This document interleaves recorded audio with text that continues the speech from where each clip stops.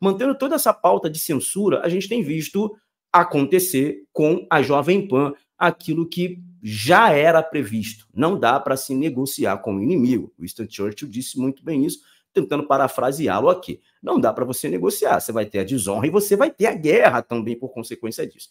A Jovem Pan viu alguns veículos serem censurados, viu algumas páginas serem censuradas. A ação que pede a cassação da Jovem Pan ameaça a liberdade de imprensa. Olha o que os juristas estão achando. O jurista vem, ameaça a liberdade de imprensa em ação que pede a cassação da Jovem Pan. Pois é, eu fiz um vídeo, Satir, falando sobre esse tema, que é o seguinte: quando você confraterniza com o inimigo ou negocia com o inimigo, acontece exatamente o que o Adrilles falou, citando Winston Churchill, né? Você perde a honra e a guerra. Então, a Jovem Pan a Jovem Pan acabou achando que dava para negociar com a ditadura petista, dava para tentar apaziguar a ditadura petista. O que a Jovem Pan não entendeu é que ditadores totalitários são insaciáveis. A sua sanha de poder não tem fim, não tem barreira. Então não adianta fazer concessões. Quando eles fazem esse tipo de concessão a uma ditadura comunista, tudo que a Jovem Pan consegue é dissolver as suas fileiras, se tornar mais fracos. E a fraqueza atrai a tirania. A fraqueza atrai a barbárie. São como cães farejadores. A barbárie fareja a fraqueza, fareja a tibieza e ataca. Então, quando a Jovem Pan abdicou dos seus comentaristas de direita, eles destruíram um dos bastiões da direita, que era a própria Jovem Pan. E, com isso, encorajou a esquerda a continuar avançando na sua sanha de barbárie totalitária. Então, agora, o que impede os comunistas de lograrem êxito no seu intento de calar toda a direita do Brasil? Nada. A Jovem Pan, com a sua tibieza moral, contribuiu para o enfraquecimento dos bastiões de defesa da direita. E agora vão pagar o preço. A esquerda vai atacar todo mundo. O próprio Winston Churchill também falava uma outra frase, né?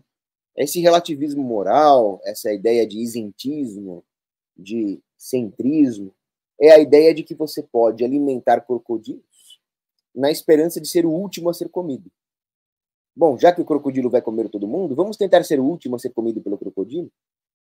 Pois é. E aí acaba tendo uma espécie de justiça divina, um rebalanço do universo. Eles acabam sendo os primeiros a serem comidos, porque acharam que a esquerda ia permitir que eles continuassem sendo grandes, sendo mainstream. O crocodilo vai comer o mainstream primeiro. E aí a direita vai... Adrilles, o que você acha desses juristas que simplesmente sumiram e agora estão de volta no cenário achando estarrecedor a perseguição ou a cassação à Jovem Pan? Esses juristas, boa parte deles estavam nesses atos pró-democracia, né, pseudamente pró-democracia, quando atacavam Bolsonaro como um candidato a ditador, candidato a tirano, candidato a fascista, candidato a isso, e deram um golpe em verdadeira democracia, porque eles estavam vendo o que estava acontecendo no país quando a Justiça Eleitoral, na forma do STF, estava atacando a democracia, estava prendendo, perseguindo pessoas, censurando pessoas, coisa que continua até hoje. E a Jovem Pan eu fiz parte dela, você também, Satia, o Cogos participou de alguns programas, o Holiday participou também de uma série de programas, era uma ilha de pluralidade num ambiente já dominado, como a gente bem disse no começo do programa, pela esquerda.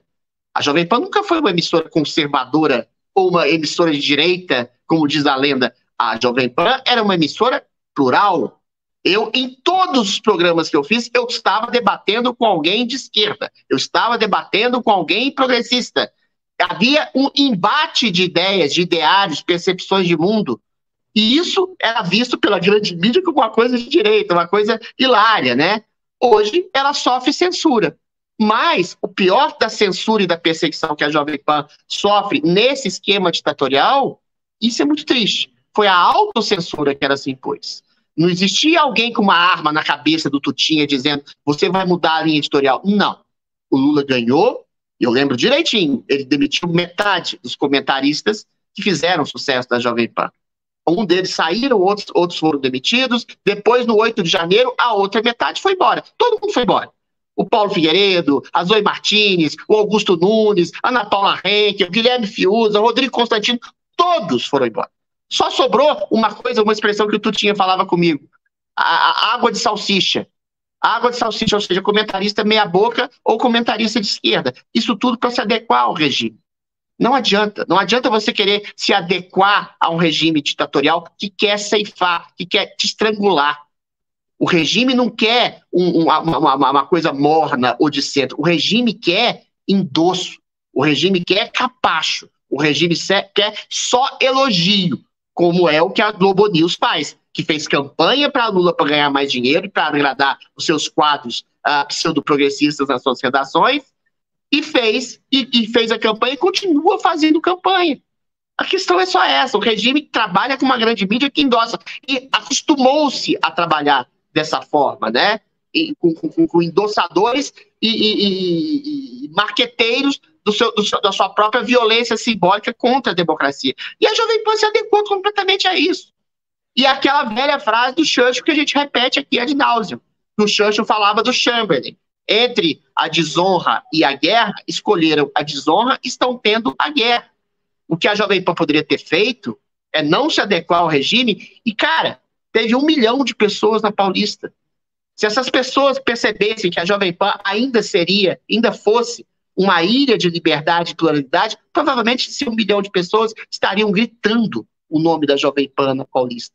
Estaria o Brasil inteiro, o Brasil mais conservador, mais à direita, ou então mais liberal e mais plural, defendendo a Jovem Pan dessa perseguição. Mas o que acontece?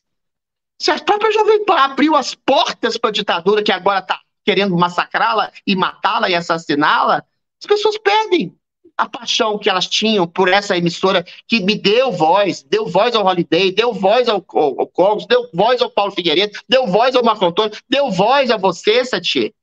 E hoje não dá voz a ninguém. Dá voz a um espírito ditatorial, autocrata, soberano, absolutamente soberano no sentido pior do termo, no sentido tirânico do termo. Então as pessoas cansaram de defender alguém que não se defende. Infelizmente, a Jovem Pan sucumbiu à própria covardia. Covardia diante do sistema tirânico, que não tem o menor escrúpulo de, ainda assim, ainda que ela se ajoelhe em genuflexão ao esquema ditatorial, em pisar no pescoço daquela que lhe lambe as botas. Assine o Fio Diário. Assim você vai ter acesso integral ao programa completo Adriles sobre tudo, além de outros diversos programas na nossa plataforma. Assine aí.